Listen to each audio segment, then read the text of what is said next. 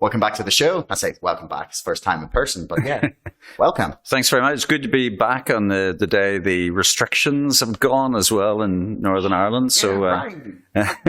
I hadn't even thought of that. That's that's a nice time to be alive. Good time to celebrate. Absolutely. And it was funny. I was walking with my wife in Hillsborough Forest today, and both of us sort of felt as though a weight had been lifted off us, and it wasn't as though we were sort of strictly obeying the restrictions or anything, but it just did feel like it was a different atmosphere. Even walking in a public park, everybody was out. There was no sign of any masks at all. So it's great. But of course, having been involved in the resistance, if you like, for nearly 2 years, that amount of effort and that amount of investment of time, normally you would have been celebrating with champagne, but of course it's sort of gone unnoticed, but now, of course, they're all gone. And the UK is almost aligned. The devolved regions are almost aligned with England now. Not quite, but getting there. Yeah, we're basically, Scotland's going the complete opposite direction, but it's, to me,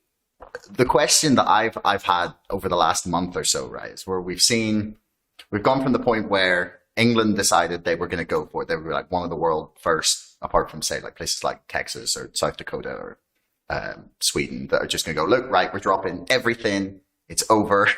We're done. And then to watch this like domino effect happen across a lot of the world, like, and I see politicians in other countries citing the UK as like, we should follow their example, which is an odd thing for someone of my generation. You should never follow Britain's example. But the question on my mind has been, do you think it's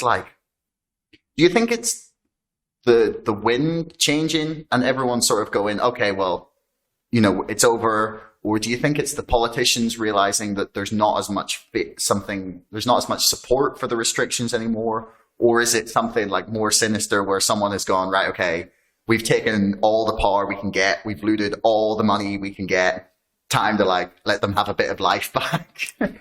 I really don't know. It's like discussing the source of is there a conspiracy, a grand global conspiracy that led us to where we are? There's that whole debate, but now the debate is, well, how did it suddenly end in the way it did? It's a bit like the end of the War of the Worlds, where there's some strange insect suddenly starts killing the invaders.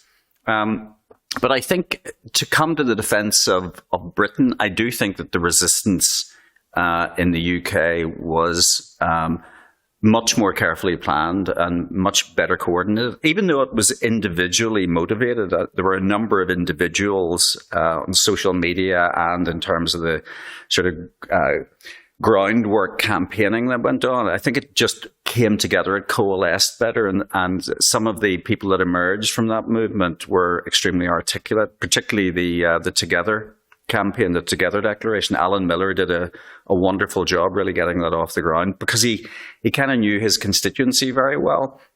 But also it really played to the UK strengths in terms of civic action and human rights focused activities. There's it harped right back to the days of the civil rights movement, and further back, the votes for women, the suffragettes movement, and so on. So we have been pioneers in terms of the obtaining of human rights, and obviously a lot of those, having claimed those rights, they were codified into universal declarations, international declarations as well.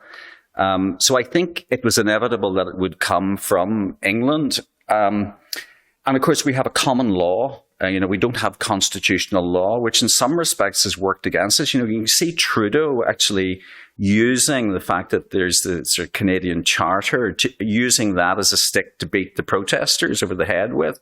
Whereas I think the common law tradition in England has meant that people who have had genuine concerns about wanting to reclaim some of those human rights, I think that's the reason that it's been successful. And we've owned social media. I think a lot of the people who got involved have been extremely social media savvy, and I think that's a key reason.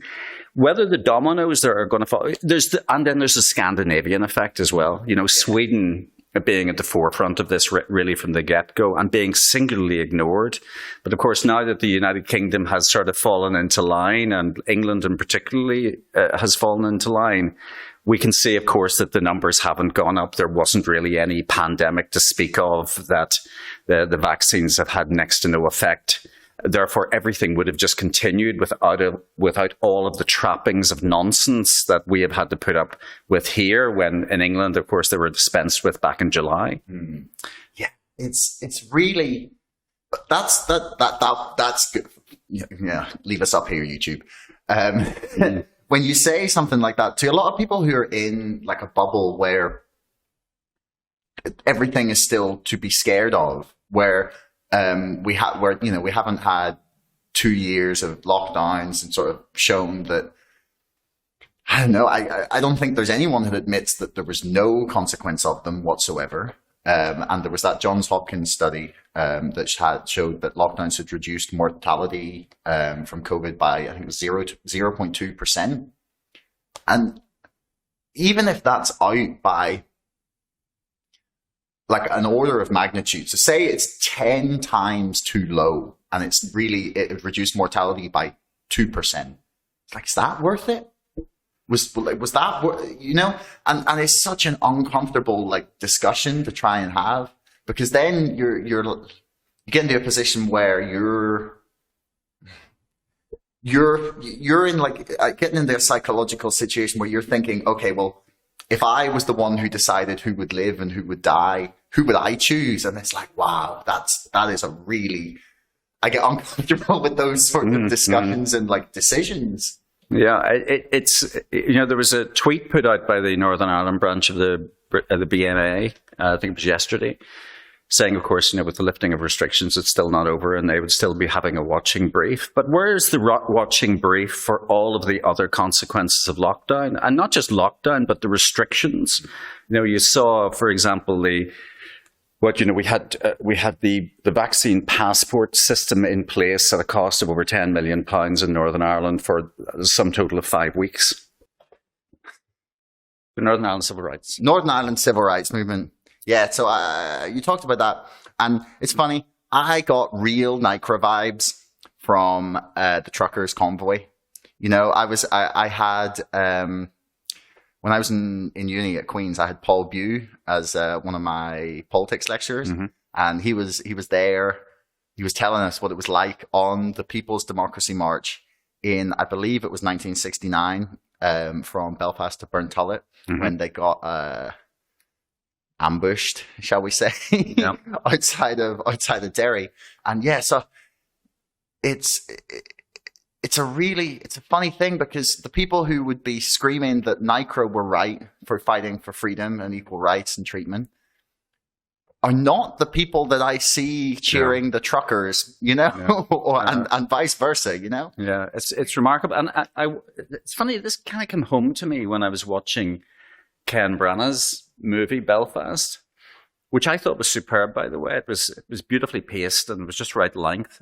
But essentially, you know, I think it was partly autobiographical in that Branagh lived in Bolton Street, I believe, and you know, it just he saw from the Protestant family perspective, you know, the effect of the pogroms of the Catholic population in those working class areas of Belfast, and that kind of was the basis for the movie, you know, that it was showing through the eyes of a child the concept of othering, where a community can be ostracized and othered on the basis of just whether they describe themselves as Catholic or Protestant. And I think that's, of course, what has been happening with the so-called pandemic, you know, that certain people have been ostracized and sidelined. One, because they believe in bodily autonomy, or two, that they've chosen and may well have even been vaccinated. You know, if you take the Together campaign that I mentioned earlier, Alan Miller is vaccinated, but he felt so strongly that there was this idea of othering and sidelining and ostracizing that he had to do something about it.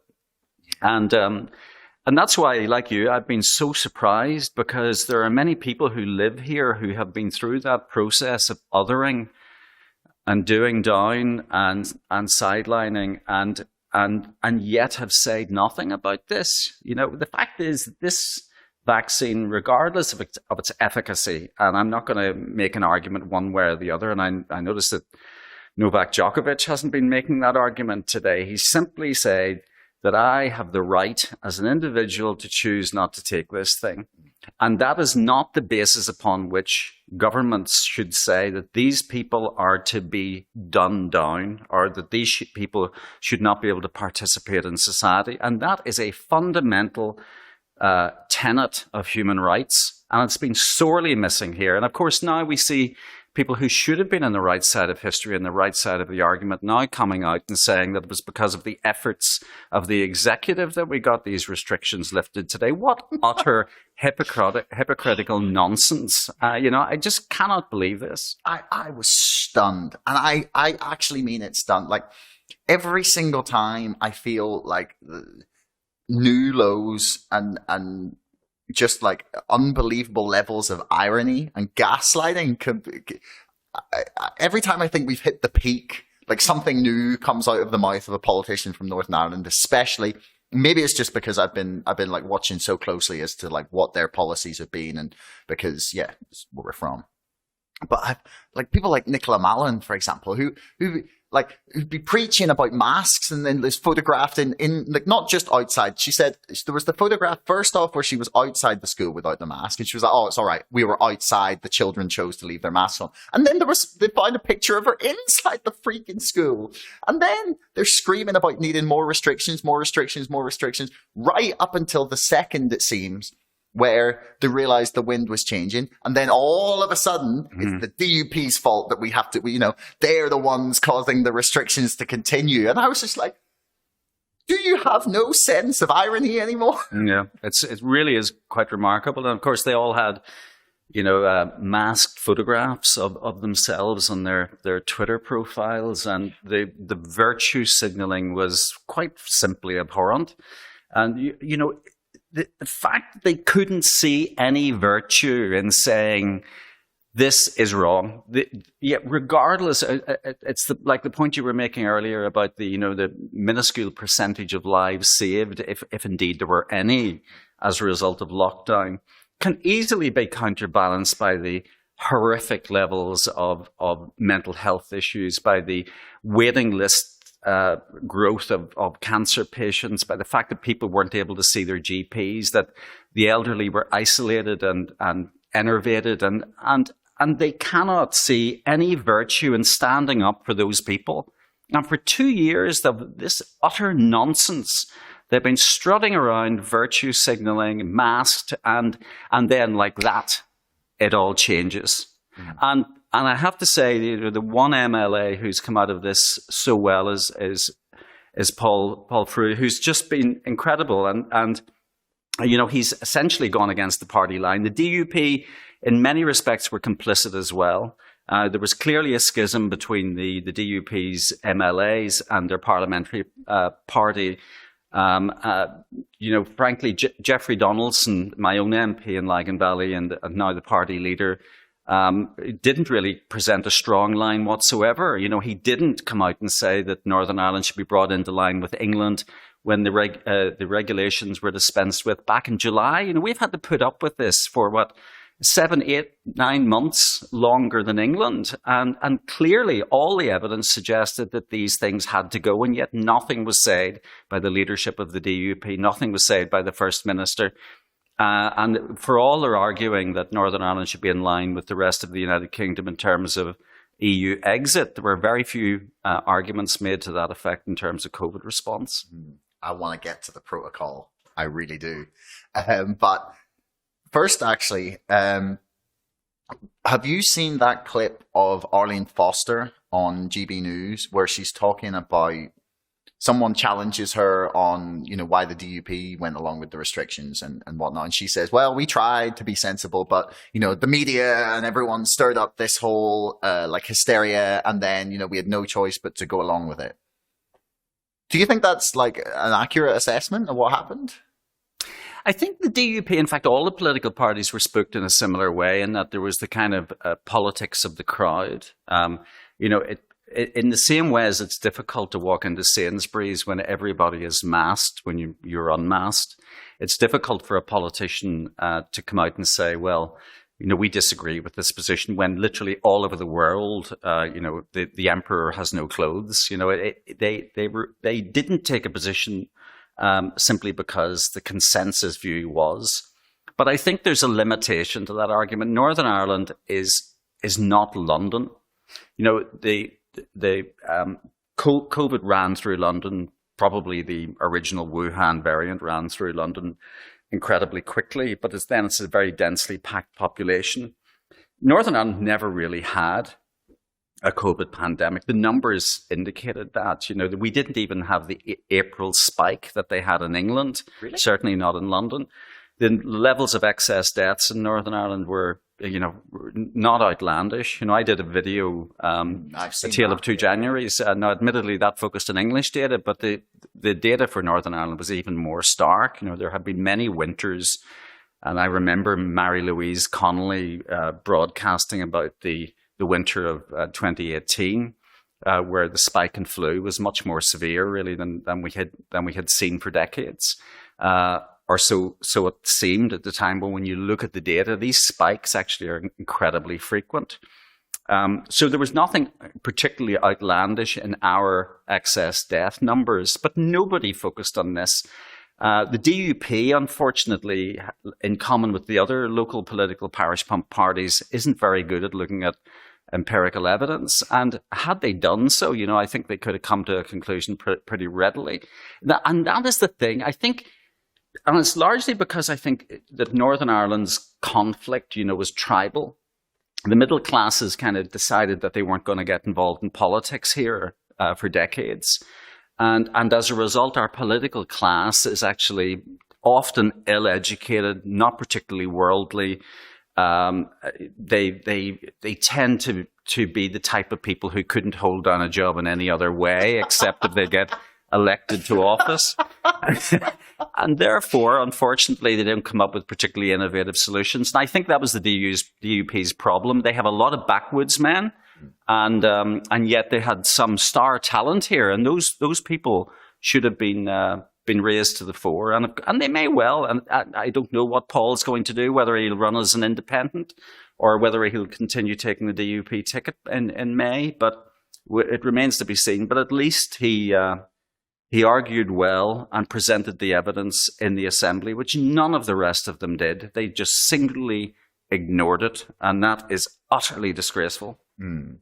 Now, to give some credit to some of our politicians, or a little bit more, what should we say, leeway, I was lucky enough to have Dr.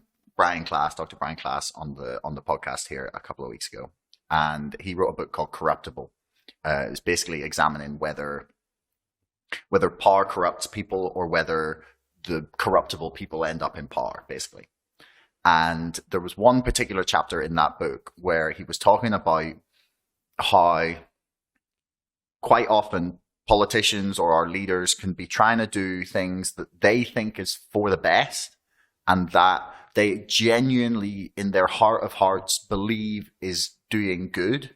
But at the same time, they can be blind to perhaps like the second order effects of things, especially when, for example, they've tried something in a lab or in a small trial somewhere and that's worked. And then they want to like roll it out to the whole rest of the public. And you don't know how that's going to, how scaling things up is going to affect it.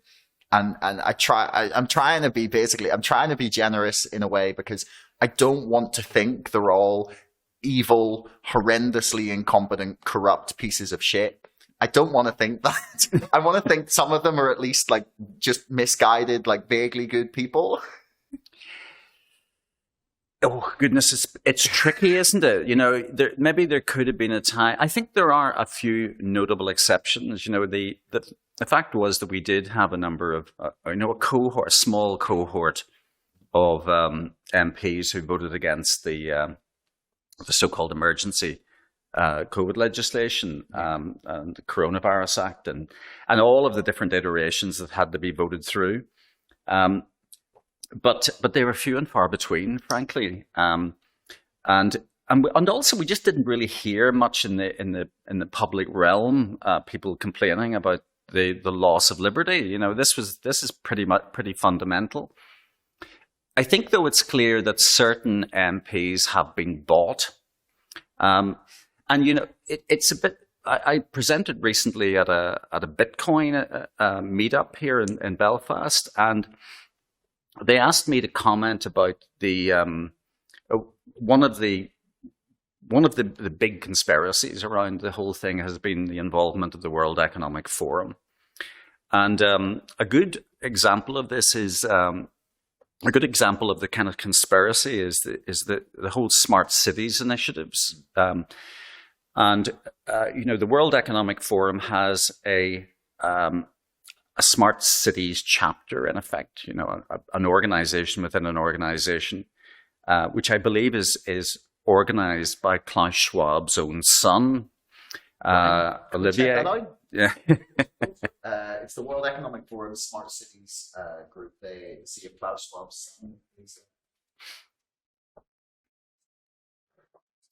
So, the World Economic has this smart cities initiative, and there are a number of cities that were invited to participate in the rollout of a global program, essentially organized by the WEF. Yeah, the Global Smart Cities Alliance. Lovely. Yes. There we are. The future of cities. This is similar to the stuff you'll see on this list that Belfast City Council appears as one of the chosen cities. Just in that right sidebar there, you'll see Belfast. You see there, Belfast City Council. Yeah, there it is. Yeah. That's a really weird. Isn't that astonishing? It's like ABB, Access Israel, Google, yep, Bloomberg Associates, so Belfast City Council. So there you go. Belfast City Council is up there in lights, and it was one of the cities. Those seem to be partners that are listed there, but it was one of the cities that was chosen to be an exemplar city. Chimay, actually. Yeah. So it was chosen to be an exemplar city for this G20 Global Smart Cities Alliance, as well as London and Leeds, I believe it was. Those are the three UK cities. And the people who are, there are people involved in Belfast City Council who had kind of been nominated and chosen then to serve on some of the governing bodies of the Smart Cities Alliance. And so what the WEF is very good at doing is saying, right, small parish bureaucrat, come and be with us, and we will kind of laud you and make it clear that you're an extraordinarily important person. And it's not corruption as such, but it's kind of pandering to people's egos. People who essentially have been city bureaucrats can be put into positions of apparent power. And therefore, you got to question where their loyalties lie.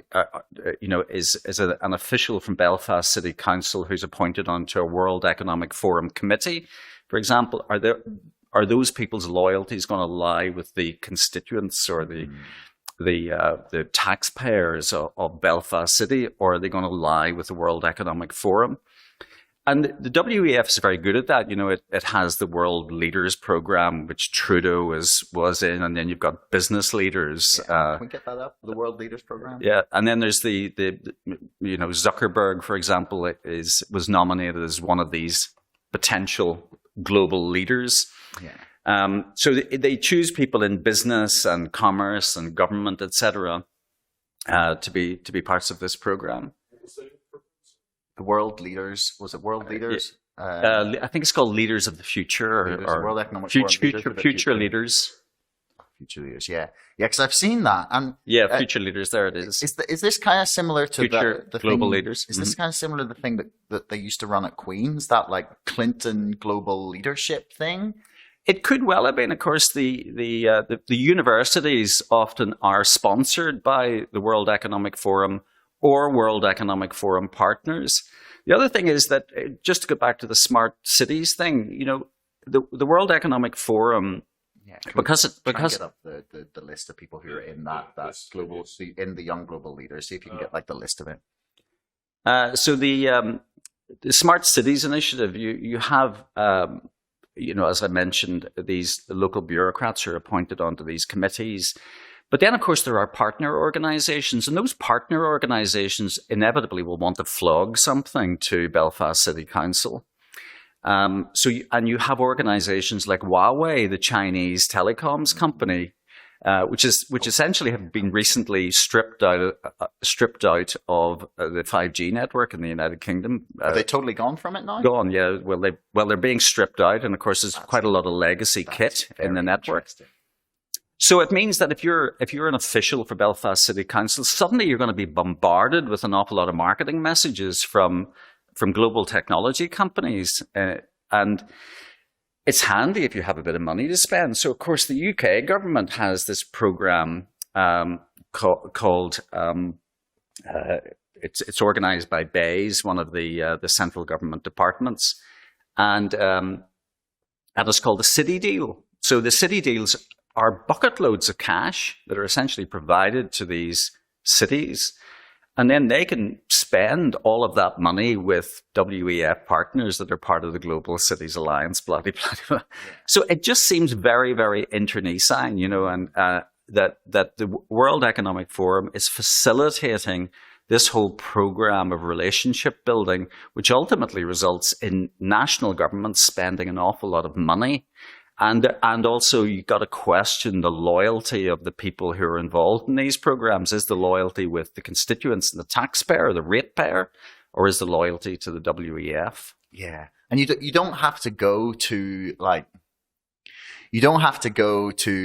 Satanic Elite and the psychic vampires and the intergalactic space government. Like you don't have to get there to be like, look, this is concerning that there is a group who are unelected, privately funded, very, very well connected, and deciding that they're going to do, basically, they're just going to work on whatever they want the future to look like. Absolutely. And we don't get a say in it. And that's the part that irks me. And when you try to bring attention to it, like the conspiracy theory labels come out, they start throwing all of those things at you. And it just, sometimes I'm like, why can't we say that it's a dangerous thing to have a bunch of very disconnected, very, very wealthy people all chums with our politicians and shaping them around a singular ideology and group? It's like that just seems like a bad idea. Like I said, you don't have to get to the crazy accusations. Absolutely. And it used to be that public service was just that. You had elected officials that were often elected based on their life experiences and their life skills, and maybe they were retired school teachers or whatever, but they had invested time and effort into their communities, and the only laurels that they were expecting were to maybe serve the constituents in an unpaid or a very low paid way in order to better the community and improve the infrastructure or whatever, in England, for example, you had parish councils where and often the subject of much derision, but again, they're locally based, they're often unpaid, they want to see the fabric of their communities improved, they're not expecting any financial gain, and I think I mentioned when we last spoke, I was reading Thatcher's biography. When Thatcher, when she entered Parliament in the early 70s, the stipend paid to MPs was derisory. It meant that only people really who were approaching the end of their careers, perhaps maybe it skewed everything towards more elderly members of Parliament. But the fact is that people were going into politics not because they would get a huge salary and associated expenses and also be able to sit on the boards of numerous corporates out of it. They were doing it primarily because they felt they could offer something, they could contribute something. Now it's all upended. And I think it does relate to the lack of talent. It's an easy way, an easy access to, the crown jewels. If you can get a position of power, and then get all of the associated contacts and influence and corporate connections from that. But it's also, I think Mussolini said that there wasn't much difference between totalitarianism and corporatism, and I think that has never been more the case. Corporatism and the lip service that the corporates pay to government-defined narratives is quite remarkable, and I think it's been revelatory for me as much as anybody. I've worked for many of these organizations over the years, and I've found it just astonishing how much compliance there's been and how much the corporates have towed the party line. The party being the global party. Yeah, it's the concerning part, or the part that really weirds me out about it, is that we watched this happen, and the people don't seem terrified by this fusion of corporations and government. So I mentioned the truckers earlier in Canada. They're freezing their bank accounts because they've decided they weren't even the people, they weren't even on the street defacing something, or they weren't even in the trucks honking, as much as that's burning down Portland or setting places on fire is fine because protests don't have to be peaceful, right? CNN. But honking is literally fascist violence.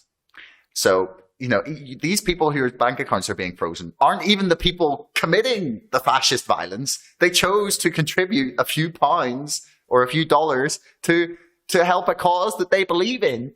And they're having their bank accounts frozen. And none of the politicians in any of in Britain, in America, there's crickets about it. And it's why do you want to do the same fucking thing here? Yeah, I know it's really is incredible that here we have supposedly some of the greatest Western democracies going down the rabbit hole of dystopia. Yeah. And our governments and our media apparently have nothing to say about it. The only thing we're getting from the BBC is some basic reportage, of what is happening and what Trudeau is doing to restore order. But there is no critique. I follow Kate Wand, who's been brilliant, in terms of the short little vignette videos that she's been putting together since the start of this whole thing. And she's based in Canada, and she's been out interviewing the truckers. Sonia Elijah, to give her a shout out, an investigative journalist now runs her own Substack, again, has been interviewing the truckers. These people who are motivated, and they're motivated from the perspectives of being individuals, and that's why they're truckers. They're truckers because they like the independent life. They like not being told what to do. They like being able to run their own agenda and often own and run their own trucks. And the only camaraderie they get is through meeting other truckers on the road. And of course, this is what they're doing. They're bringing that camaraderie to Ottawa. And all they have received as a genuine citizen movement that frankly, I believe, does represent the mood of Canada. And I've worked with Canadians, this is Canada. The truckers are Canada. It's what they do. It's why they are a wonderful people. And that little shit, and every statement deriding his own people, the salt of the earth, the greatest type of people, the people that we most need to get us out of this unholy mess, are being derided and abused and vilified at every opportunity by a jumped up, self-appointed little bigot and tyrant is utterly unbelievable. Definitely not Fidel Castro's son. Totally not. Nobody go and look up the. Can we get a side by side? Actually, have you the picture? The picture. It's Justin Trudeau beside Fidel Castro. It's amazing. It's I can't believe it. It's that's a real coincidence if that's not his son.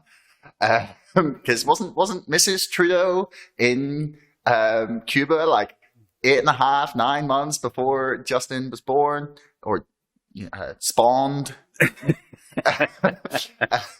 But like the fact that like what he's doing is so unimaginably awful for a documentary. Yeah, there we are.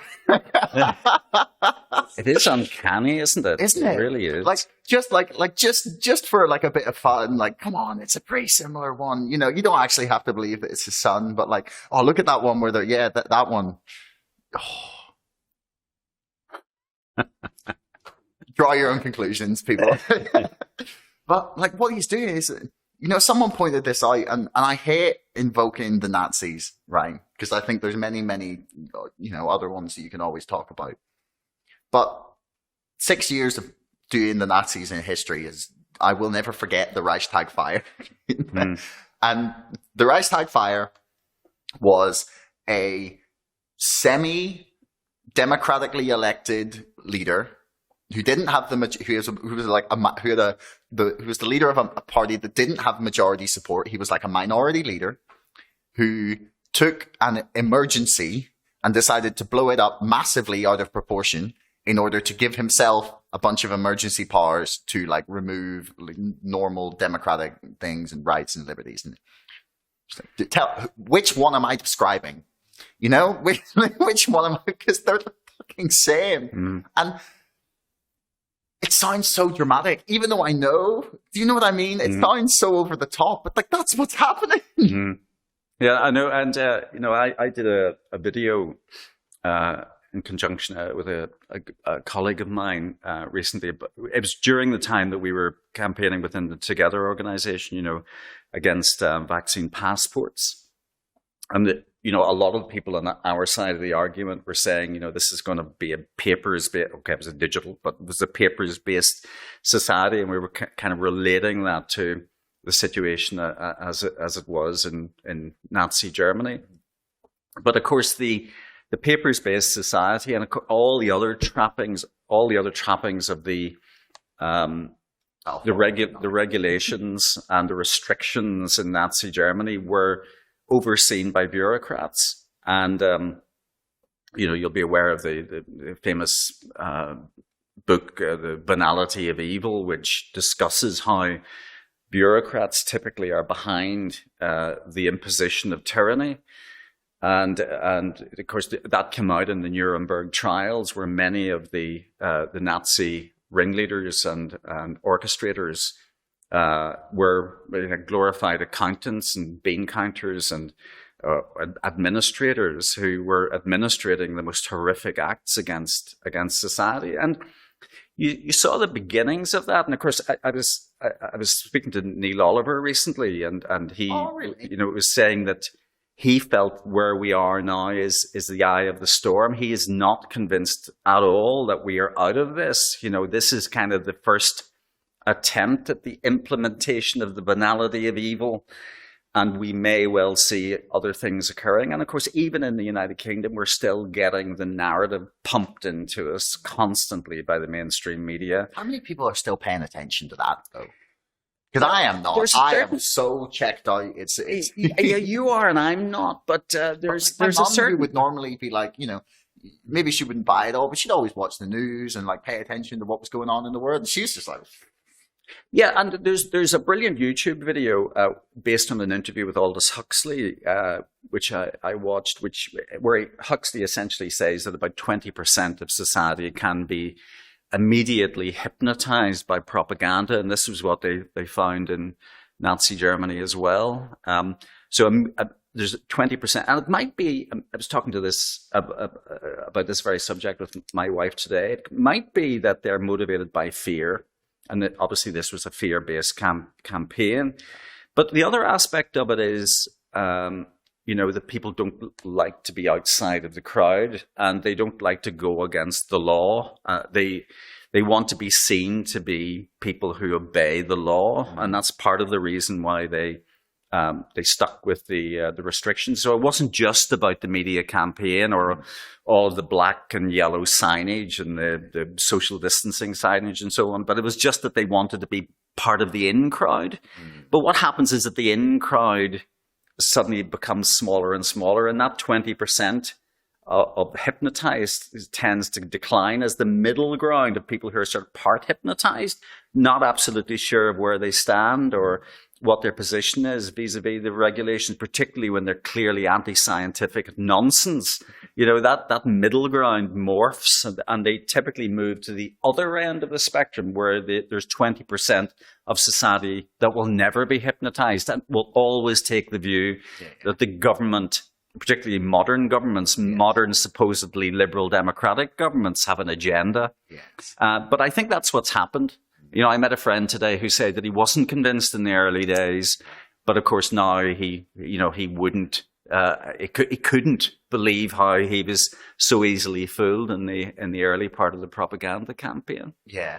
I remember when I was on Zuby's show when I was promoting my first book, and not long after, I managed to put my foot in my mouth, as I always do when I get a big interview on some show. I will always I have a great habit. It's like I hope that in my career I eventually get to go on Joe Rogan's show and like make the biggest mistake of my life. I will say the worst thing possible, probably. But then maybe I'll get loads of views. Well, that's the way to get views. Yeah, right, exactly. I mean, I had, it was really weird. This thing happened to me this week. I had the first ever time that something on my podcast was being taken out of context and like used to smear someone. It was amazing. I was like, because the guy asked me, it was a guy who was like running for some office in America, and he was like, look, I don't want you to ask you to delete this. Would you mind like putting it on private while the campaign is on? Because he was like, people will like, take things I've said there out of context. It was from like 5 years ago, and it was about artificial intelligence. So we were just talking about like automated cars, and it seems way like, I think I'd be surprised if either of our opinions were the same now as they were then, but it's like 20 seconds and people were really like using it to like, this guy is evil. And it was just him being like, you might have like, say, a trucker who retrains to work in gardening, and he, like completely off the cuff, and people were jumping on it. And I was like, maybe I need to give people the benefit of the doubt a little bit more sometimes, just, especially when you're always being recorded. It goes back to what I was saying about those the politicians. They were being shown the worst possible models. They weren't being shown the stuff that said, this is going to be fine, or here's what this could be really bad. They weren't being, it was not like they were sat in a room being like, well, that might be true, but let's ignore that and go with the catastrophic one. Mm. They were literally only seeing the catastrophic one. Yeah. And that's where, And it's this idea though as well, and I think the so-called experts play to this. Politicians often have no ability at critical thought, and it's just purely based. Like if you look at Boris, for example, he's never really done anything, in the real world. He was a journalist and he was a politician, and of course, given where he came from, journalists aren't doing real things. Well, yeah, but he was kind of feature journalist, an opinion journalist, and given where he came from, people rarely challenged him. Regardless of whatever irrational nostrum would come out of his mouth or whatever lie he was purveying at the particular time, people rarely challenged him, and as a result, his ability at critical thought became. It may never have been there in the first place, but it became diminished. People have often said who know Boris, I don't, but I know people who know him, and they say, that he will just literally latch on to whoever is offering certainty.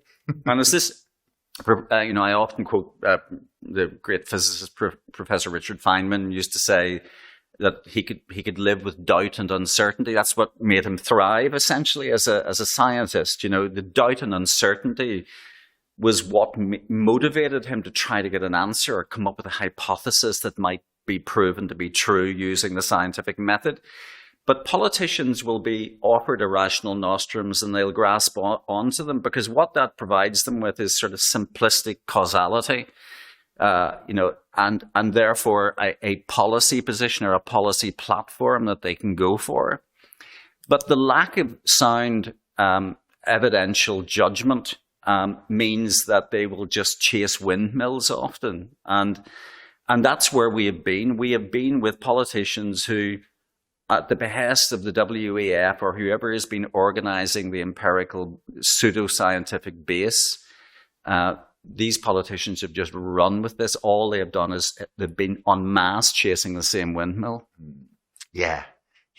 How many people do you think have been, like, quote unquote, red pilled by this? Like, that's where I was going with the Zuby story. I said that there were several people in the comment section while I was talking about the pandemic with him, and they were like, wow, this guy got red pilled by COVID. And I'm not sure that's quite how I would describe it, but like, I still have this perhaps naive and stupid belief that like governments can do some good, but wow, am I really, really skeptical of giving them any power whatsoever now. And they like the pandemic has taken me as someone who was like very, strong belief in the system and the established order and like things like that. And, maybe I wasn't like completely like, status quo or like milk toast center of the road, didn't realize anything was happening. But like my distrust of all institutions, my belief in like any of them to do any good for society is just like gone. And I don't know what to do with that level of cynicism. I know. Well, I think you should do with it what you should do with it, because we're born with it. I think we're born with that level of cynicism, and we get cynical very quickly. We stick our hand in the fire as babies. We'll not do that again. And our what we are presented with is a series of shapes and sounds and meanings, and we construct them in our own particular way. And that's what we're supposed to do as human beings. We're supposed to find out for ourselves. We're not supposed to depend on other people giving us answers. And that's what's happening everywhere now.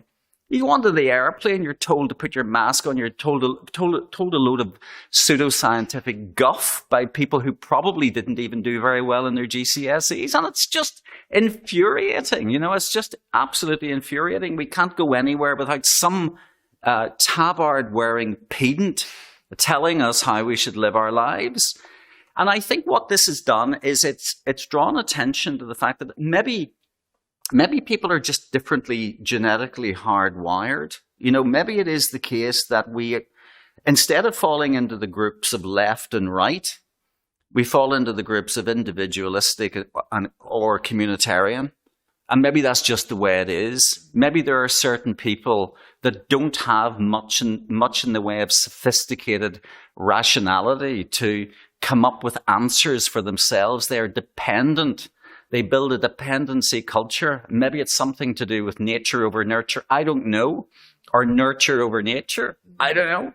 But it's really concerning. And we need to deprogram people after this, certainly. But also we need to really look at our education system and ask, what is it that's wrong with the systems that we have that we are not encouraging children to question? And the first organization that they should question is the organization that tells them they should put a mask on their face to go to school, or that they should go home because a little plastic manufactured piece of nonsense that came from China tells them that they should go home. It is wrong, and it is fundamental to our entire being and the entire system of government of the world. And if nothing comes out of this, we're going to reappraise what government stands for, and that is a good thing. And, I don't know if the public inquiry is going to expose what has gone on here. I don't think it will.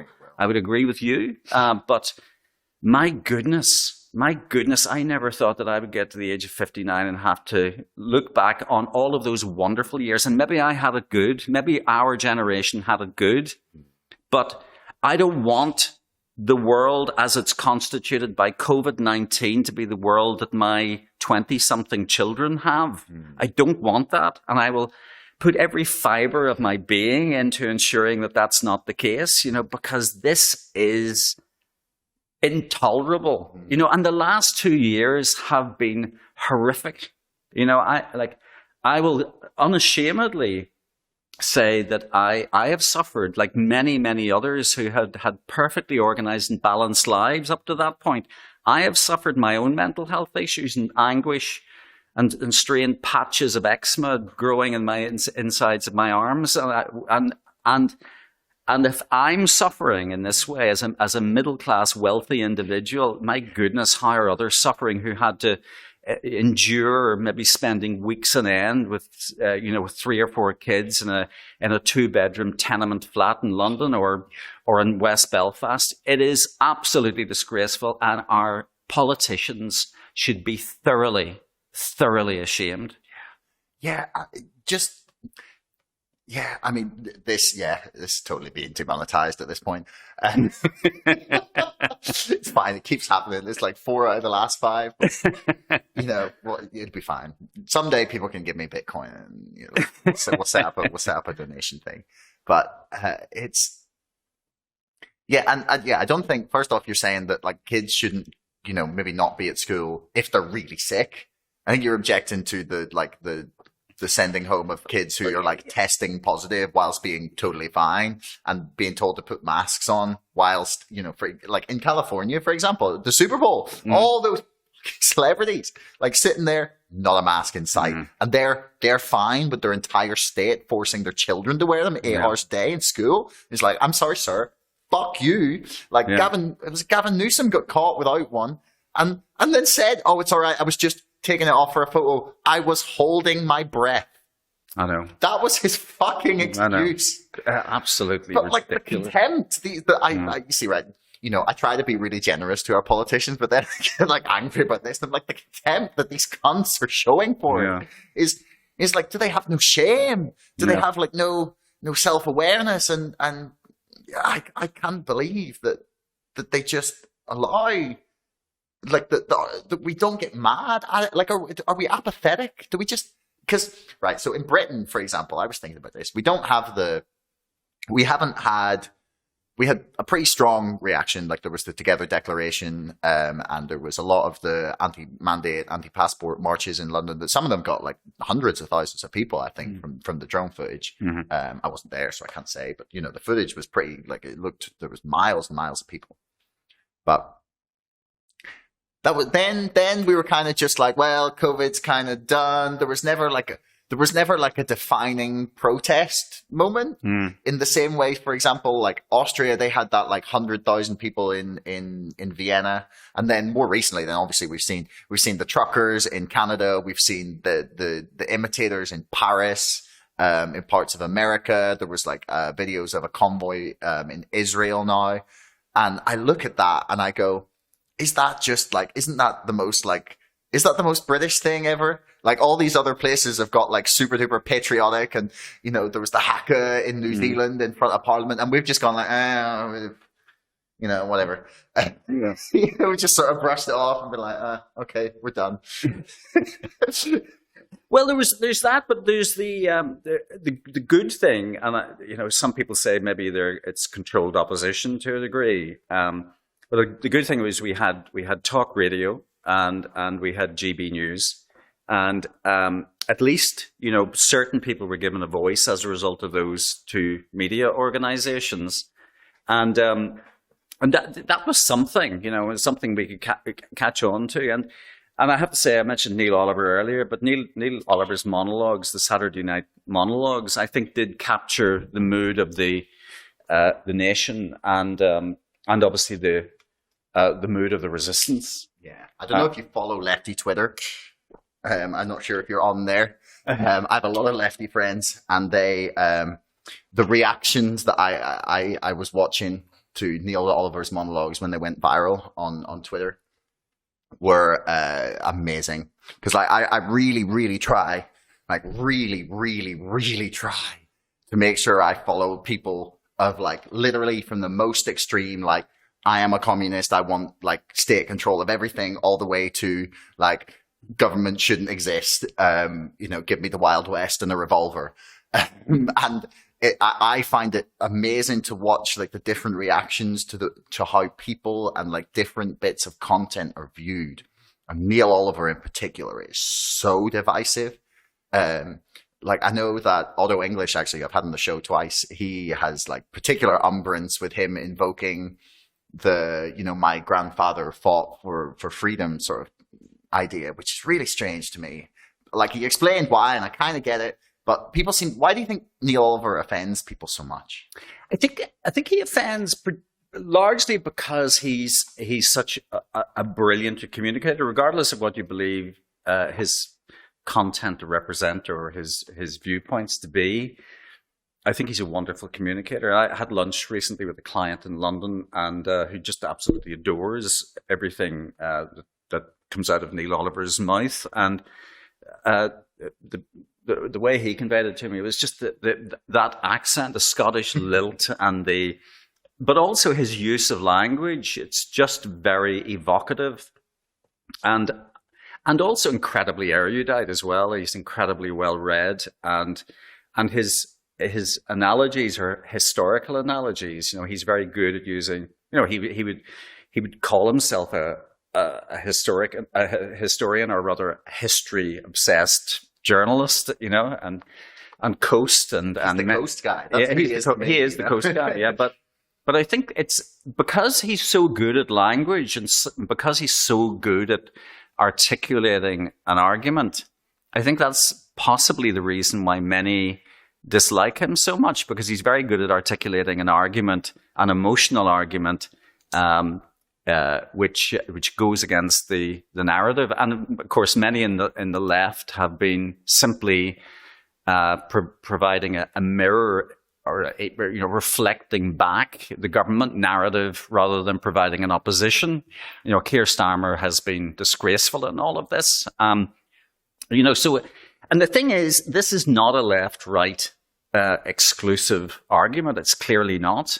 No. I know from the together we actually got a meeting. There was a meeting to sort of define the 7 pillars of the Together campaign back in July, and we're having a meeting this coming weekend to kind of rehash them and decide where we go from here, because we know that this war is it's not won yet, and there's much to be done still. Yeah, they spent too much money on those digital ID programs. Yeah.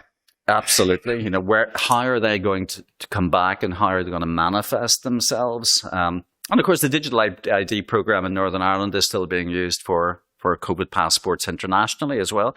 I sense from Alan, that the movement is getting more and more focused on the international dimension, because this is a cabal and they do talk to each other. And we saw that at the Cornwall meeting of the G7. So there is a lot of, on G20, there's a lot of mutual back scratching, and there's clearly a kind of universality in terms of the narrative. Mm. But I've forgotten now what your question was, and I don't know where I've gone. It's all right. But the thing that I love is that it doesn't matter, like in Operation, is it Lockstep? And then there's Agenda 2030, and there was the SPARS pandemic, and in all of these documents where they lay out how a global pandemic would go and how it would be used to exert further control and roll out different programs that they wanted. Whether they planned it or not, they're definitely taking advantage of it. Mm. Nowhere in that thing did I see the fucking truckers. Nowhere did I see them predicting such mass resistance to it. Nowhere in those documents does it say a lone comedian podcaster will become the most trusted source of information on the planet. Mm. And it makes me so pleased, because, and for me, it's not even about this debate about, safety is what she would have done to keep people safe, because, I think most people were coming from a position of genuinely wanting the best for everybody, whether that manifested itself in a bit sort of totalitarian things. I think everyone wanted the best, but what it brought to me is this beautiful fucking the indomitability and the unpredictability of humanity is just you will never ever succeed in I think in dominating people as much as you could try with all of the surveillance technology and all the money in the world. I just don't think it's possible. I think people are they love freedom, basically. Yeah. And you can talk about, but there's a new concept for us.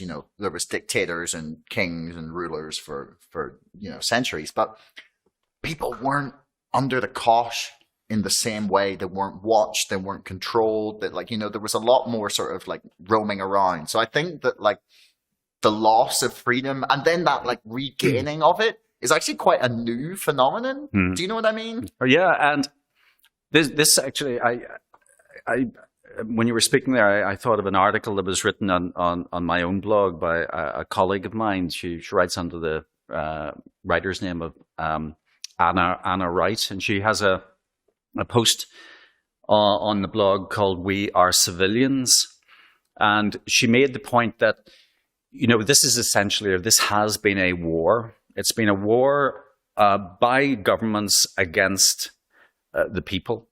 And those people are civilians, and they're collateral damage, and they're being essentially slaughtered in a silent war. They might be being psychologically slaughtered, and I think it was the case that there was a lot of psychological slaughter going on, and the treatment of the young and the old in particular was horrific. But you're right. I think the people who have emerged from the movement, who have been most vocal and the most poignant, and the most emotionally motivated have been the stars. I think in Canada terms, the origins of the trucker protest came from, I don't know if you follow a guy called Chris Sky, who did a brilliant interview. It was a sort of ad hoc interview by a broadcaster, I think, I'm not sure which Canadian city it was. When this was early on in the lockdown, and he articulated, I think this guy was wearing a kind of vest. Yeah, I know the guy. A vest, and he was tattooed up his neck, and he outlined what they were going to do. Mm-hmm. He outlined the nature of the tyranny. Can you see if you can find that? And it's Chris Sky, just Chris Sky, and I've kept in contact, and he coined this term, united non-compliance, and and he spoke at a truckers rally about a week ago, and it was on Twitter, on YouTube as well, and he perfectly, because there he was coming essentially from the ground up, and his position was, we as citizens are not prepared to accept this. And it was absolutely elemental to his being that they were not in the same way as the truckers, and it resonated so well. And there have been individuals like that who have really come to the fore, and we've never got to find out about them either. That's been the wonderful thing about all of this. Yeah, Jenny, find it. Just going to pull this up here. Sorry. What's coming up on the Google search there for it? So for Chris. Yeah, Chris Sky interview. Yeah. That should do. Yeah. Okay. Chris Sky predicted this. Yeah, that'll be it. That'll be it right there. Is it this one? Yes, that's the one. Can we get some volume? Because they know. 1 second, you're going to need to play it through that thing. Yeah. So no, that's the internet. Yeah, there you go. Speakers, so we can hear this. Don't need a mask. The mask is about compliance, because they know Canadians like to do what they're told. So if they tell you have to wear a mask, next they're going to tell you have to contact trace. Then they're going to tell you have to take the vaccine. And because Canadians like to do what they're told, they're hoping that everyone just complies. And then guess what, kids? Once you take your vaccine, like a dumb person that doesn't know any better, they're going to tell you, sorry, the vaccine isn't as effective as we thought it was going to be. So now you still got to wear your mask, still got to get contact trace, still have all the restrictions and social distancing, and still take your vaccine. And then what did you get out of all of this? You got a whole year where you weren't allowed to travel, your business was closed, they took your rights and freedoms, they forced a vaccine on you, and what happened? The same amount of people died. Everything is the exact same. And now they're going to put you back on lockdown and bring it all the way till July of next year so they can do the same thing again. Bring you from July, August, and September, getting you off lockdown, but just to bring you back on lockdown again. If you idiots haven't figured it out yet, it's a perpetual cycle that you never get out of. And it's a way to take your rights, your freedoms, close your business, take your wealth. Why? So you become dependent on government. Why? If you're independent, the government works for you like it's supposed to. If you depend on the government to give you a paycheck to feed your family every month because they closed your business on you, now the government doesn't work for you, the government rules you. So instead of a middle class, we have the government, upper class, and the lower class dependents that rely on the government to survive. In other words, we have a slave class. And that's what they're trying to do. It's that simple. I mean that was like summer 2020, wasn't it? Yeah. That's stunning. And it's like, and he's still there, and he's still involved in the trucker protest, and he's still up there and I think he defines the difference. You were talking earlier about there being no kind of turning point moment or whatever in the protests in the UK. And you're right. There have been some personalities who have emerged and some leaders who have emerged as well. But the thing about Canada, and the thing that Chris was able to focus on, it's non-compliance. It's saying to the civilians, to the citizens, to the people who are suffering the collateral damage, enough is enough. We are not prepared to put up with this, and we're going to do something about it. And the truckers are doing something about it. It's not a flash-in-the-pan protest. This is them causing havoc, of them having to respond with emergency powers or freezing bank accounts. And incidentally, I don't think Trudeau's going to get that through the federal government. yeah, I don't think he's got the support of the provinces. So I think it's also quite kind of poignant that what he's trying to do is use financial measures. So he was able to cut off their funding support. But of course, they're now using Bitcoin to get money. But whether he's going to be able to freeze financial assets, people's bank accounts, is questionable. Mm-hmm. One, it's like such an invasion. Fucking trying. He's trying. No where can you imagine, right? Vladimir Putin. Turns out tomorrow morning, headline comes up. Putin planning to freeze bank accounts of Alexander Navalny supporters. Yeah. Can you imagine the outcry from the press? Yeah. Boris Johnson announces he will freeze supporters of anyone who's donated to a pro-Palestine cause. Can you imagine what the outrage would be from the left? Yeah, yeah. And this is what we're looking at, is like people being penalized financially for supporting a cause. Yeah, I think we're at a point where I can't temper my concern. And of course, this is the ultimate fear. I spoke at an event locally here a few weeks just before Christmas, organized by a Christian group. Now, I'm not I don't profess to have any religious faith, but it was fascinating in that these were people who were Christians from various denominations, Catholic and Protestant, coming together to say, they're not going to stop us worshipping. They're not going to insist that we wear masks. And they use the scriptures to. They brought over a pastor from Scotland to do a brilliant talk. About why biblically, they should not be adhering to these ridiculous rules. But they brought me along to talk, and I've not forgotten my train of thought. That's all right. Churches. Speaking of the churches, there was a church pastor actually was arrested 6 times in Canada. He was for organizing. I don't know if you saw that. There was a video that did the rounds last year where the police were trying to come into a church, and he's just screaming. Yeah. And he was referred to at that meeting. What were you asking me before, though? What was your question that led into this? Oh, I don't know. You see, this is the problem with doing is that normally I would be like, I guess I'll just refer to my question, which I don't have. I have no idea what my question was, but one of the things actually I wanted to speak to you about was the. No, this is taking a definite left turn, but I wanted to talk to you about. I can come back to this as well. Cool. So I remember what it was I was going to say. I was listening to Jordan Peterson actually, and on Joe Rogan's show recently, and it was interesting that he rambled all over the place and lost his train of thought frequently. So I'm in good company. No, that interview was really, really interesting. He's I'm very excited. I'm going to see him in September. Mm-hmm.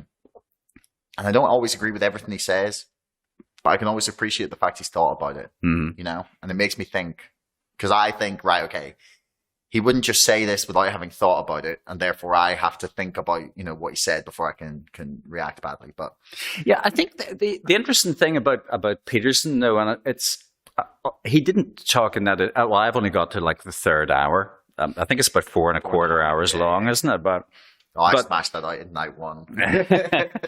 But I've been listening to it in the car on various journeys I've been having recently, and as I say, I'm at like hour 3. And he certainly hadn't got into a detailed discussion around COVID and so on. But the interesting thing about him is, and I've had many conversations about people since then, and even people who attended that conference that I mentioned to you earlier. Whether the kind of elemental truths that he refers to, he in his book, The 12 Rules of Life, he talks about the biblical basis, but he doesn't suggest that the Bible was kind of the synthesis of all knowledge or anything. It was just that it was the first widely available printed book. And therefore, that was it's the only basis that we have to refer to. Yes, of course, there are some texts in antiquity, but there isn't such a huge folio of universally distributed thoughts. Now, it may be that there was a continuity from time immemorial before that, but there are certain elemental truths that he refers to in his 12 Rules of Life that have been breached by government. For probably the most obvious one is lying. I was going to say don't stop kids while they're skateboarding, but lying is probably more important. Yeah. Well, there's that one too. Yeah. Yeah. Peterson's an interesting guy because he seems to be. People get so angry about him, and I don't even know what this is. Like all these people getting angry about people having a specific opinion. Like. Where were all these bastards, like, during the Ghislaine Maxwell trial, when the government was literally stopping you? Like, he's like, this woman has been convicted for running alongside a man who was suicided, right? Alongside him, they were running this massive child sex trafficking ring for decades, perhaps, right? And we find out about 0 of the clients. Fuck you. Like, it's like you're mad about Jordan Peterson saying that, climate is about everything and therefore, you need to make your models different. It's like that is the part you're outraged about. Not the fact that like a woman whose like connections include all of the most powerful people in the fucking world being a child sex trafficker. Like that you don't care about, but you give a fuck about like someone's opinion. Yeah. Like why do you think? And it's not even opinion. Yes, it might be the opinion of people that Rogan is speaking to, but the basis of the Rogan conversations is that it's discursive. They go off in tangents just as we have, or they even forget their trains of thought. That's what it's about. It's about giving people the opportunity. It's long form. This is the other thing that has been lost over the decades. The mainstream media have given us nothing but bite size or sound bites or whatever whatever way they care to describe them. But underneath all of this nonsense are long form habits or long form conspiracies or long form criminality or long form sex trafficking. The worst thing that we can do, apparently, is have a long form conversation about the origins of this, or to allow people to articulate a train of thought, or to allow people to engage in a conversation that ultimately results in a conclusion that the mainstream media or the governments don't want that, where it's clear they don't want that conclusion to be reached. And that's why they object to Rogan. He has created a medium which they discarded decades ago as not fit for purpose because it didn't support advertising revenue, apparently. And yet he can sign a $100 million deal with Spotify because the content, that long form format, is so totally compelling. Yeah. I mean, he just does a great job of it. I mean, anytime I'm listening, I'm just trying to study. But the mainstream press seem to have lost like all credibility. And like, actually, can you see if you can find the clip of Russell Brand impersonating Brian Stelter? Have you seen this? I don't think so. I've watched most of his recent stuff. But I don't know. My God, it's just transcendental. It's so perfect. Which sounds But great. while we're finding that, you mentioned that like you thought GB News had been like a big part of the reason that the British public had maybe not gone as crazy as GB News and Talk Radio had not gone as crazy perhaps as some other parts of the world. And you know, for me, the jury's out on GB News. I have seen some good discussions on it. I've also seen some really horrendous production and you know, just not great. You know, obviously it's difficult to get an organization like that started. You got it? Okay, give us a minute then. But I am skeptical that another Murdoch group is the answer to our media problems. You know, I'm just like, well, that's Talk Radio, to be fair. Well, no, but is GB News not Murdoch? Yeah, I think it's I'm pretty sure that's Rupert Murdoch. Can we check that? I thought it was Talk Radio was Murdoch. Well, maybe they're both Murdoch. But then in the case, well, of course, Talk Radio, and of course, I get them mixed up, as well. And like we mentioned Neil Oliver earlier, it was his discussions on Talk Radio that resulted in getting the slot in GB News. So they do interchange presenters a bit. Yeah, it's a lot of the same sort of people. Yeah, I would agree with you. I'm not sure that it's the way forward either. But then I don't think that mainstream media is the way forward. Well, you know, true. And that is exemplified by Joe Rogan. You know, I think the thinking class, perhaps the individualists, people who actually think about a problem and try to come up with solutions based on their own intellect and their own knowledge and their own reading. I think they've naturally gravitated towards media which support that process and away from mainstream media. You know, the BBC and Sky News and the rest, and perhaps like I have a local example of this in that I published a tweet. I don't know if you've heard about this. So I published a tweet which it was after the vote on the vaccination status, COVID status certificates in Northern Ireland, and the executive obviously voted before there was the full assembly vote that the COVID passport should be rolled out. And I tweeted a photograph of Naomi Long saying, "This is Northern Ireland's Justice Minister, and today she voted in favour of vaccine passports." In order to protect the health and well-being of the Northern Ireland population. Now, that tweet, the last time I looked, before I deleted it, had 1.5 million page impressions. No, yeah.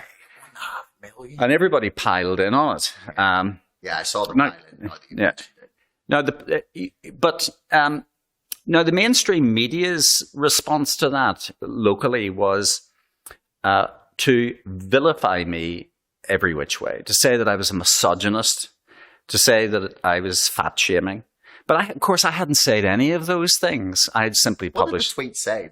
You just said like, "This is Naomi Long." Yeah, just as it was, purely factual, and a recent comment section was full of some. Yeah, there was some, you know, and stuff like for example, Lawrence Fox weighed into it and said that when I think his comment was along the lines of, you know, when credit scoring is attached to the, you know, social credit scoring is attached to the passport system, that she would have problems, etc. Yeah. And then you had loads of misogyny. There's no question. It was a pile-on. Yeah. And you know, she's you could say fibromyalgia as well, doesn't she? So like, yeah, it's not.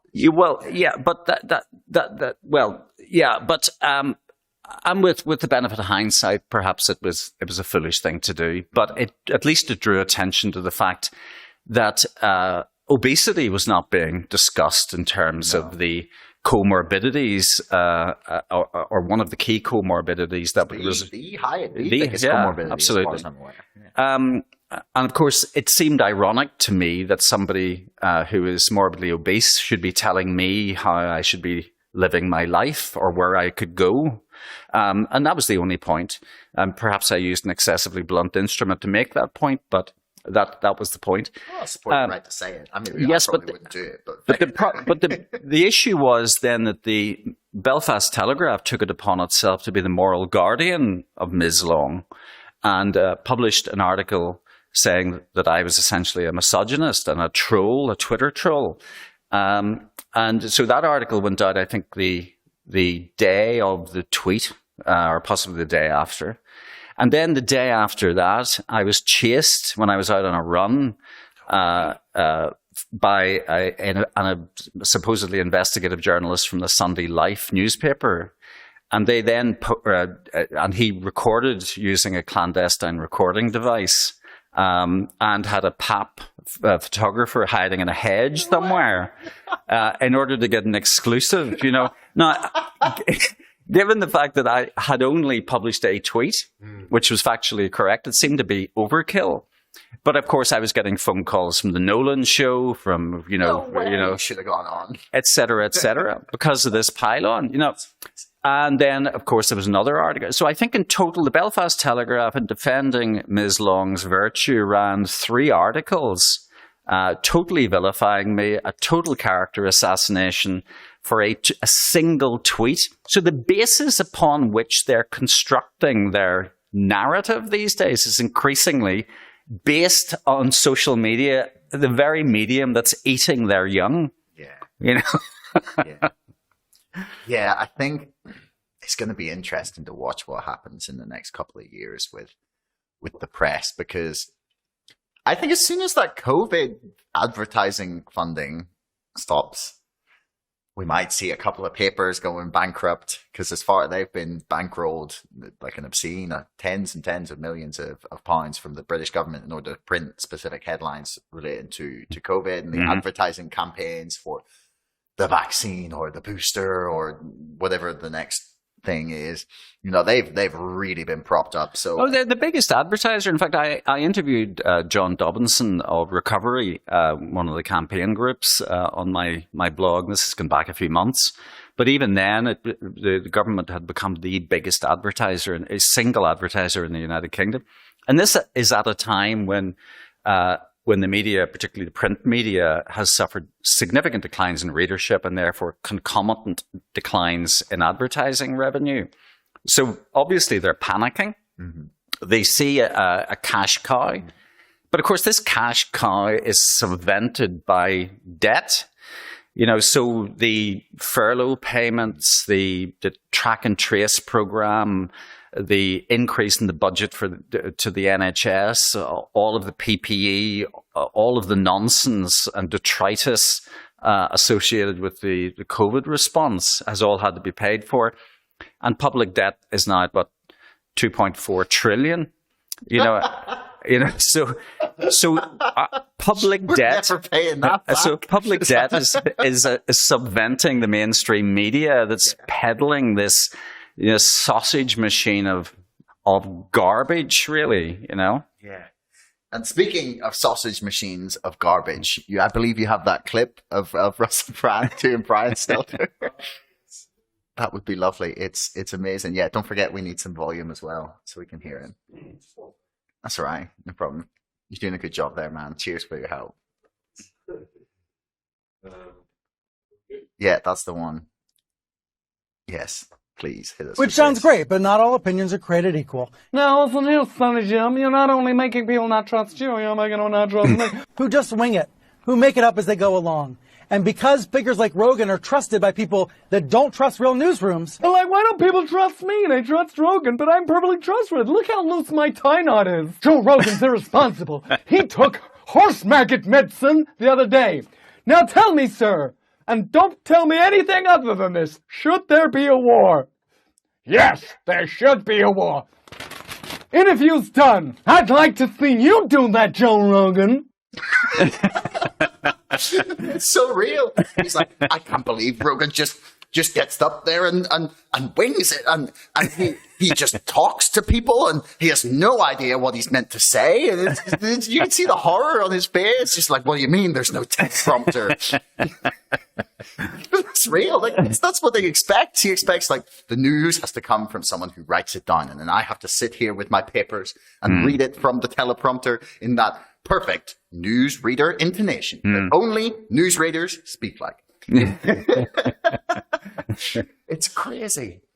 But yeah, right. So one of the things I wanted to speak to you about was the protocol. Mm-hmm.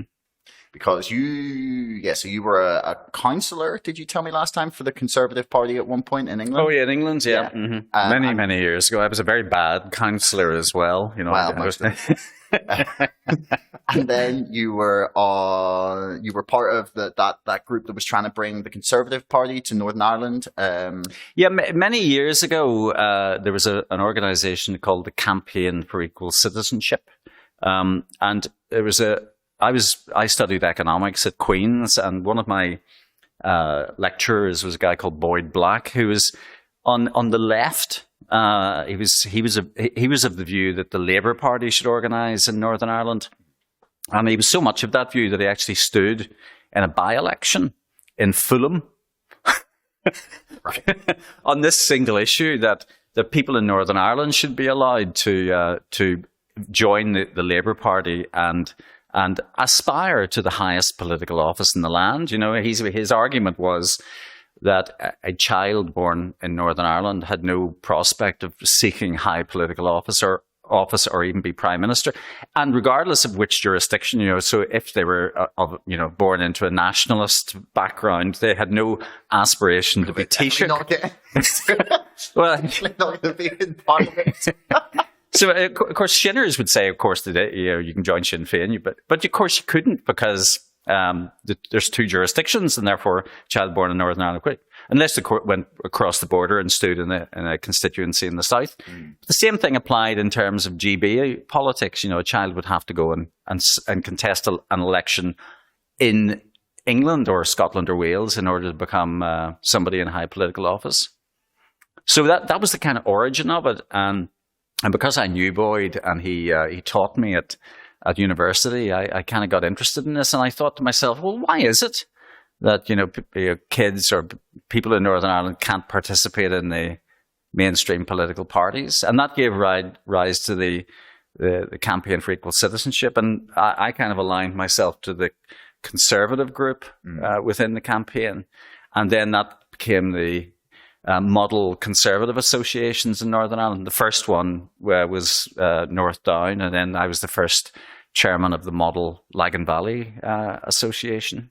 Okay. But that's a long time ago. Yeah, but basically my point is that you would, from my understanding, you would see yourself from more of a unionist perspective.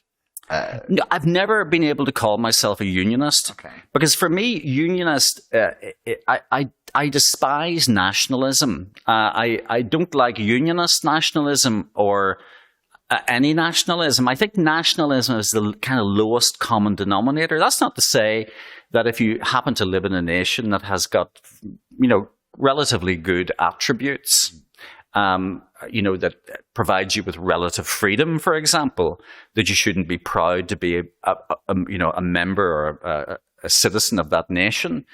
But the whole idea of sort of jingoistic national obsession, like Trumpism, is really quite off-putting. Therefore, I've never really been able to call myself a unionist, because that's not really what defines my political being.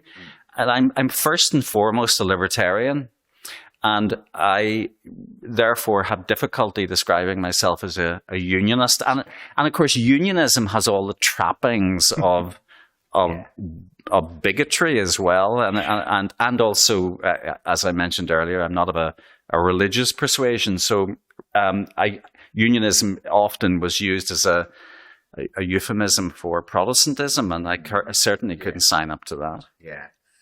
Okay, then what do you make of this whole protocol argument? Because, I have been unable to understand what the fuck is going on. Because it seems like, and this is just what my take is, it seems like maybe we have a great deal at the minute with the protocol. It seems like we've done a lot of extra exporting, especially, down south. And to be honest, I don't really care where our trade goes, as long as, people are able to trade. I don't give a fuck. I'm not doing it. But then I've witnessed the DUP especially saying that there's not a single elected unionist in Northern Ireland that supports the protocol, that it has no support within the loyalist community. And then I see people making arguments about how there's no need for there to be checks at the Irish Sea border, and that we should be doing most of them away from the border, like in forms or whatever they have to fill out, like here's where our thing came from, like checks of origin and things like that. And that seems like maybe that would be possible. I don't know enough, but like that doesn't seem unreasonable. But the whole thing is just, I have no idea what anyone wants. I have no idea what the unionists who are saying we can't have this seek to replace it with. I have no idea what their case against it is. That isn't just Irish Sea border, because I need more, like slightly more than that to understand what you're trying to get at. Because like to me, that doesn't, like if there's that border's going to be there, that doesn't make us any less British.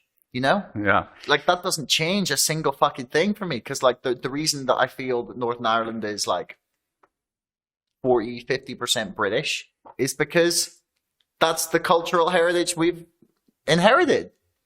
It's nothing to do with whether there's a fucking check at the docks. Yeah.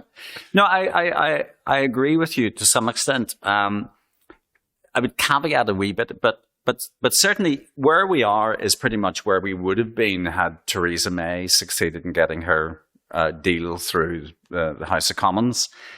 I think what Boris did was agree with the Irish government a deal.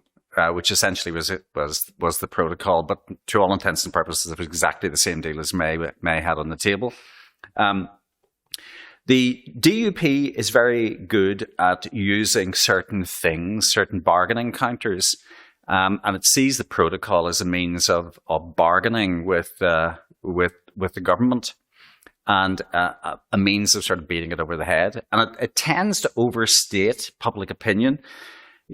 The fact is that most people really don't see any manifestation of the protocol in their daily lives at all.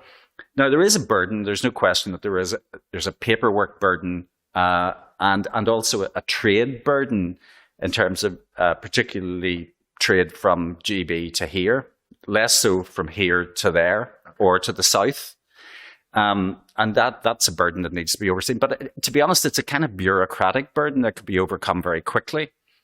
And Lord Frost was getting there. But I think it was partly frustration that he couldn't get there because it was seen to be a sort of step too far to sort of implement Article 16. And I don't think there was much interest in doing that by Boris or the government.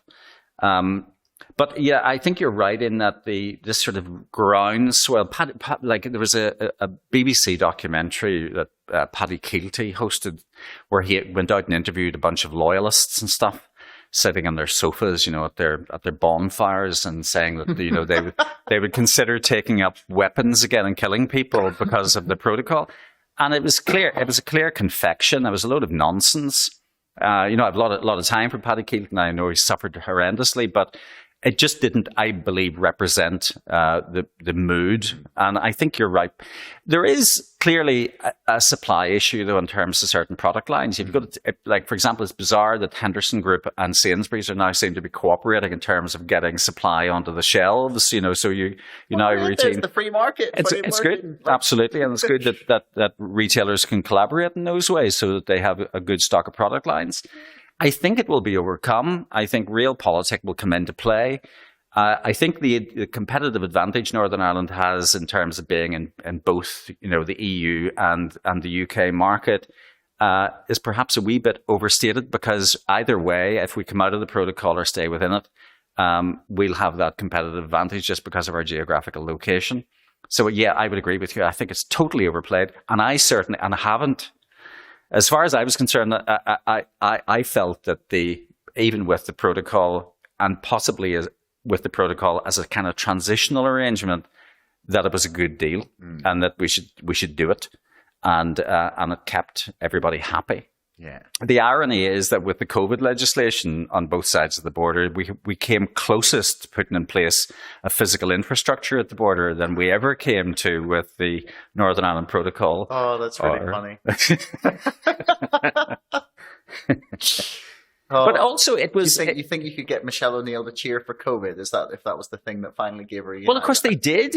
Well, you know, the Sinn Féin's position either side of the border is completely different. You know, that was weird, man. Yeah, which suggest like that just like pulled it all back from him. It was just like these are just, you know, because at some point you can think that there's like a semblance of okay, maybe they're doing it because they think that's the right thing to do. But when the party is doing two different things, north and south of the border, and you're watching them, and they're both saying, we're following the science, and the science is different once you cross the border, then it's like, what are you doing? Come on, seriously? Like, which one of you fucks is lying? Yeah. Is you or you? And it's like watching, I've been following the Austrian news, because like, it's a place very close to my heart. And it makes me sad that they've lost their balls, but, but I watch the way that like things are talked about there, and they'll be like, well, our policy is following the science. And then you'll look at the British news and they'll be like, our policy is following the science. And you look in the American news, depending on which state you're in, there's like California is following the science, or Texas is following the science, or South Dakota is following. And I'm just looking at it being like, how can any of these people believe that anymore? Like, you just say it's like whatever you say is like supported by the science. Okay, sure. And it's this turning of science into a noun, which is very strange. You know, like I was taught that science was about a process, about evaluating, about conjecturing and proving hypotheses. And suddenly it's now the science. You know, like there's only one version of truth. And of course, it's their version of truth. Yeah, the book burning bastards. Like, it's interesting to watch which of the people on the left that I respect, which of them have stayed true to their values, and which of them haven't. And it's not the ones that I would have thought. And I'm glad to see some of them remaining somewhat. In I haven't lost respect for them, but a lot of them, I'm just like, I can never look at you the same again. I can never believe that you actually give a fuck about anybody, Like, and the weird one, Aaron Bastani, the head of Novara Media? Not really, no. It's Novara. Oh, yes, of course, yes, I do, yes. Yeah. He's weirdly tweeting many positive things about China. And I'm like, why are you always tweeting positive things about China? It's like they used to always say positive things about Russia, or the Soviet Union. It was so like, weird, man. It's like there's no ideologically. Chinese people, yeah, but like you can't just be like, I just don't understand it. It's like I would rather we were free and poor than rich and enslaved, and that seems to be a weird position now.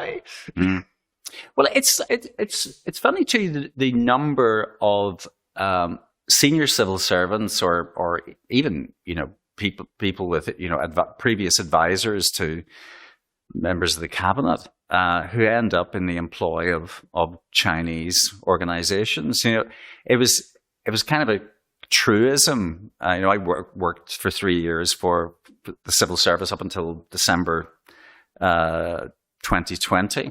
And, it was a truism within the civil service, particularly in the team that I worked with, which was the tech team, which civil servant would leave next in order to join Huawei.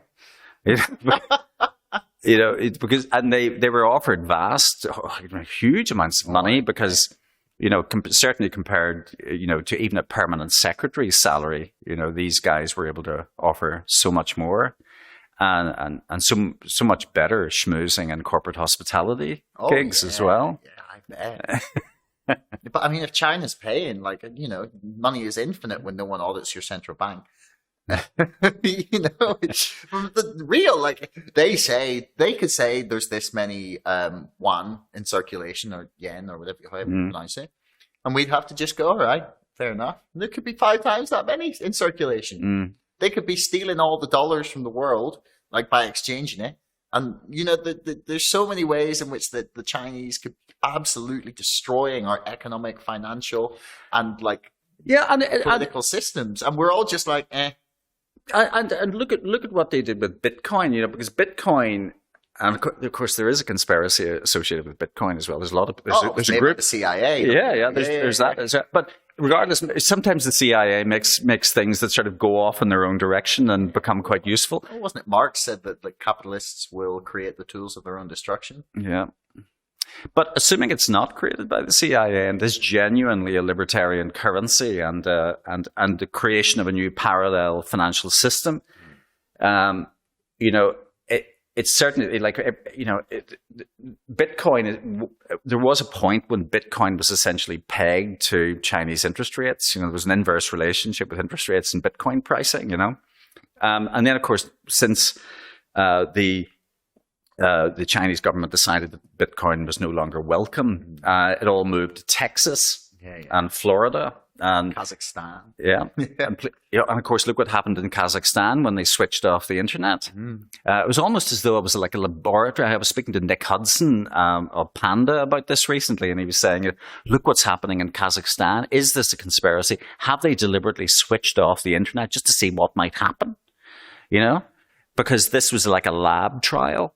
And of course, what did happen? They switched off the internet, the ATMs didn't work, and then they decided that they would make money available only to people who had been vaccinated. You're like, seriously, is this it? Are you going to be so patently stupid in terms of your lab trials to show that this is the model that's going to be used in the future? We're going to have a centralized banking system. We're going to issue currency only to the people that we deem to be appropriate to hold currency. Yeah, I mean, I take Bitcoin over my cold dead body. Like they can that thing in Canada with them turning off the bank accounts, or even just attempting to switch off the bank accounts, is like, for me, the ultimate justification for not having a central bank digital currency. Like, oh, of course, but the key question is, what are the banks going to do about it? There has to come a point, because this is existential as far as the retail banks are concerned. The retail banks could take the decision, we'll not say anything. We'll just go with the flow. We'll be corporatist in the same way as Microsoft and LinkedIn and Google and all of them have been corporatist. They could take that decision, or they could say, something? We have a business model that works. We have been through all of the regulatory strictures that were laid down for us after the great crash in 2008. We have put in place all of the assets and so on that we have had to put in place. And still, they're going, because of the central bank's own foolishness and undermining of fiat currencies, despite all of that, we are going to let them tell us how we should behave and how we should govern ourselves. What they should be saying is, we, the retail banks, own the fiat currencies. We'll put in place the processes to protect currency. And what government is doing is fundamentally flawed to the extent that government needs to be pulled down to size, because it does. And maybe that's what's going to come next. Maybe we're going to get a total reorientation of society where we say governments are there merely to provide basic regulations, light touch facilitation, or whatever it is, but it sure as hell isn't telling people how they should live their lives, and it sure as hell isn't telling people what their currency should be. Yeah, we're going to see. I think the next year or two is going to be like, that's when this battleground is going to happen, because like we've come out of this, and I think a lot of people have woken up to realize how much power the government have at the drop of a hat. And I think we've seen a lot of people absolutely turned on by that and like fucking wanking themselves and doing early grave. Like the same people who were like, all cops are bastards, are now being like, bring in the police. It's like, okay, right. Fucking get some ideological consistency if you're going to claim to be that. Yeah. Stupid. But I think we're going to see, this really change over the next couple of years, and I'm curious to see where we end up on things. Yeah. How long have we gone? Where we at, Blair? Oh fuck! Right. Yeah. Well, I mean, that's probably a nice place to leave it on. Is there like anything you want to plug before we finish, Jeffrey? No, not especially. Just I would encourage anybody who hasn't already signed the Liberty NI declaration locally. Or the Together Declaration to sign. to watch this space. Obviously I'm very closely aligned with Together, but we haven't finished yet. We're in the game of helping to restore the democratic values that were ripped away from us in March. When is it? March 2020 or March 20? No, March 2020. Yeah. Just coming up to 2 years ago. So watch this space. We're not done yet. Well, thanks very much, man. Thanks. You're very welcome, Josh. It's been a pleasure. So, right. Thanks for making it all the way to the end of the podcast. If you want to leave us a comment, that would be awesome. Please like, share, subscribe, and if you're listening on Apple, please leave us a review. Until next time, thanks for listening.